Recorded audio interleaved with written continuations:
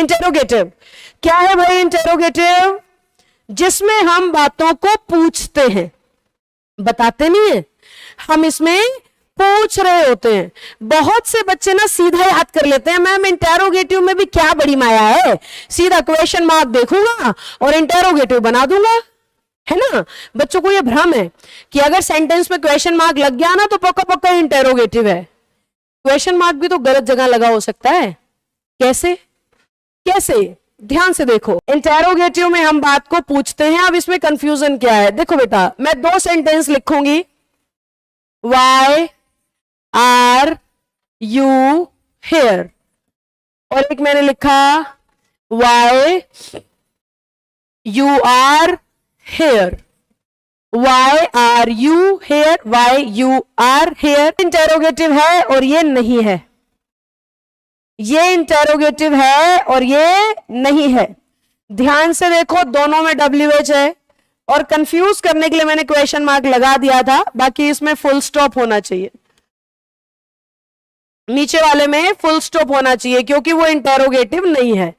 अब ऐसा क्यों मैम, क्या बात है ये? वाई आर यू हेयर और वाई यू आर हेयर में फर्क क्या है?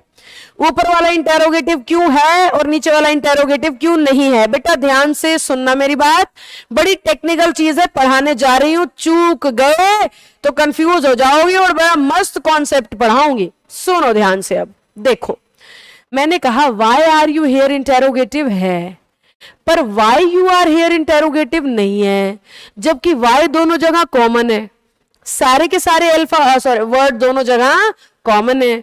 चार शब्द ऊपर हैं और 4 ही शब्द नीचे हैं।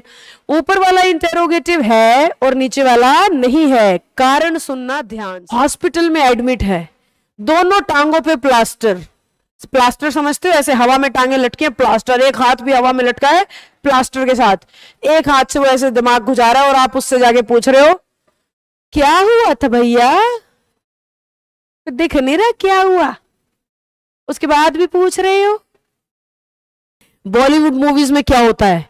बरसाती रात, अंधेरी घनी गहरी रात, छमाछम छमाछम छमाछम बारिश, अंधेरी घनी रात और तेज से बारिश, तूफान आ रहा है, हीरोइन की गाड़ी खराब, है ना। मूवीज में ऐसे ऐसे सीन क्या होता है? एक्ट्रेस की कार खराब, एक्ट्रेस गाड़ी से उतर रही है, ऐसे बोनट खोल रही है और ऐसे तारे हिलाने की कोशिश कर रही है। उसी समय साइड में एक गाड़ी रुकती है, शीशा उतरता है, क्या हुआ मैडम, गाड़ी खराब हो गई? नहीं, उसको शौक है बारिश में बोनट खोल के तारों से खेलने का। अंडरस्टूड है ना? खराब हो गई, कभी उतर के रिपेयर कर रही होंगी, समझते हो। ये सारी सिचुएशंस जो मैंने आपको दी हैं, इन सारे सिचुएशन में क्या हो रहा है? चेन उतरी हुई है फिर भी पूछ रहे हो चेन उतर गई क्या? टांग टूटी हुई है फिर भी पूछ रहे हो क्या हो गया? आंखों से दिख रहा है टांगे टूट गई, हाथ टूट गया, फिर भी कैसे हुआ? हाँ, बोनट खोल के हीरोइन बेचारी दुखी हो रही है बारिश में, फिर भी पूछ रहे हैं क्या हुआ, कार खराब हो गई? ये सवाल नहीं होते हैं, ये क्वेश्चन थोड़ी है। आंसर सामने दिख रहा है, आंसर सामने दिख रहा है, हमें आंसर सामने दिख रहा है, फिर भी हम सामने वाले से पूछ रहे हैं। मेरी क्लास में होता है, एसी रिपेयर कर रहे हैं, बच्चे बैठे हैं, क्या हुआ मैम एसी खराब हो गया था क्या? मैंने कहा नहीं, मुझे ढक्कन खोल खोल के ना ठीक कराने का शौक है, खराब हो गया तभी तो ठीक करा रहे हैं। तो इसमें क्या हो रहा है? आंसर दिख रहा है फिर भी पूछ रहे हो, तो ये इंटेरोगेटिव थोड़ी है, ये क्वेश्चन नहीं है।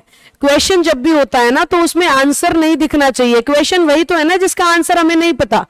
अगर हमें आंसर पता है तो वो क्वेश्चन कैसे हुआ? तो जब हमें आंसर पता है ना फिर भी हम पूछ रहे हैं, जब हमें आंसर पता है फिर भी हम पूछ रहे हैं, वो नीचे वाला स्ट्रक्चर होता है। WH के बाद सब्जेक्ट आता है इसमें। जब हमें आंसर नहीं पता फिर हम पूछ रहे हैं, आंसर नहीं पता तो वो WH के बाद हेल्पिंग वर्ब होता है। तो जब हम कोई ऐसा सवाल पूछते हैं जिसका आंसर हमें नहीं पता, उसमें हेल्पिंग वर्ब आती है सब्जेक्ट से पहले।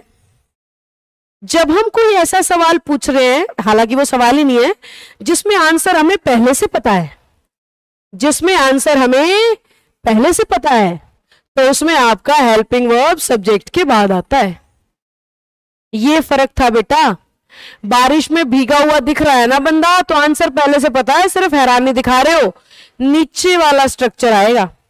जब हमें आंसर नहीं पता ना, तो ऊपर वाला स्ट्रक्चर आएगा।